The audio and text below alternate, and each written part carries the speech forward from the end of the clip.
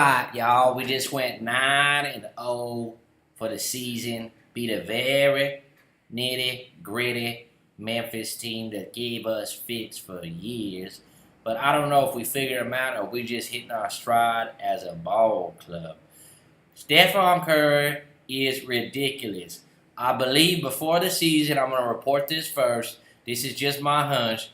This man went to the fairy godmother and said, give me some fairy dust and sprinkle it all over me because I want to have a better season than I had last year. Because the plays he's making right now, he's had fairy dust sprinkled on him. Is all I can say. Because it's ridiculous. That's the only way someone's getting shots like this to go down regularly. I mean, once in a while, some player has a game like this for the ages. Something just went right. It's like winning a lottery or something, the shots he's throwing up. But he's doing it nightly, right? He's got fairy dust on him, folks. Next, Harrison Barnes had one of his better games I've seen him play. He was consistent out there. He was aggressive. He was a game changer. And I really like what I see. I hope he continues that. Now, Zach Randolph has been beating the shit out of us for years, right? What I wonder is anyone in the league realize that this man only has a left hand? That's all he does is go left, left, left, right? If you double down on him on his left hand, he's nothing. He's not good at passing out of the double team, right? We proved that in the last year of the playoffs, and then they get away from it sometimes. Now, Marc Gasol, I respect. You're a good player, right? You're clever. You're crafty. You're crafty out there, right? But this man, if you wanted him to, he could probably be in a Shakespeare play. You know, dye his hair blonde and make him Hamlet, because this boy can act his ass off, right? He could easily just jump in at Shakespeare in the Park for just a little cameo. The way this man acts on the floor like this, I mean, someone touches him with a finger and it's like electrocution, right? And it gets a little annoying. I know he's trying to sell a call and help his team win, and he gets the call and he's good at it. But let's not reward acting. We're playing basketball here. This is not the Actors Guild. It just gets old. You know, it just gets old. That's all. That's all I'm saying, right? Azili, you're playing ball today. Like the intensity. You got some bad calls, but keep it up.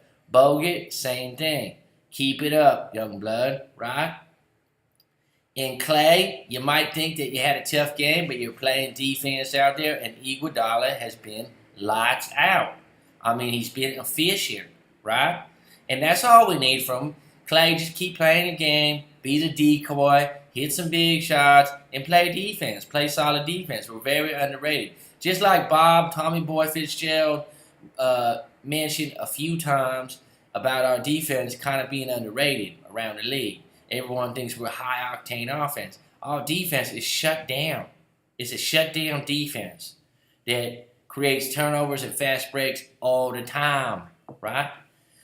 Another thing that bothers me whenever we play Memphis, and you might want to, let me know if I'm wrong. Let me know if I'm wrong. Make a comment and tell me I'm wrong, right? Because I'm speaking to you guys out there.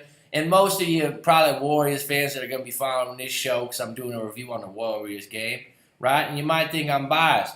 But Bob, Tommy Boy Fitzgerald, has a thing for Mike Conley.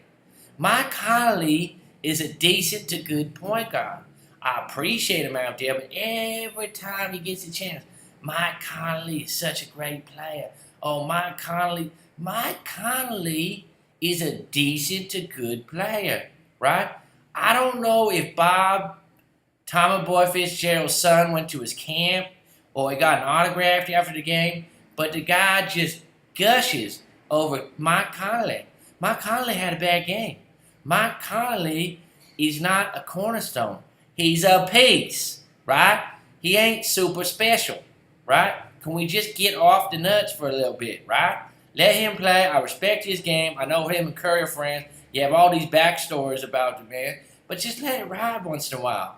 Right? Let's just talk about some other stuff. It's recycled stories. If you watch the Warriors, we know you like them. We know you got some affection for Mike Conley. Just let it go after a while. Right? That's my take on today. like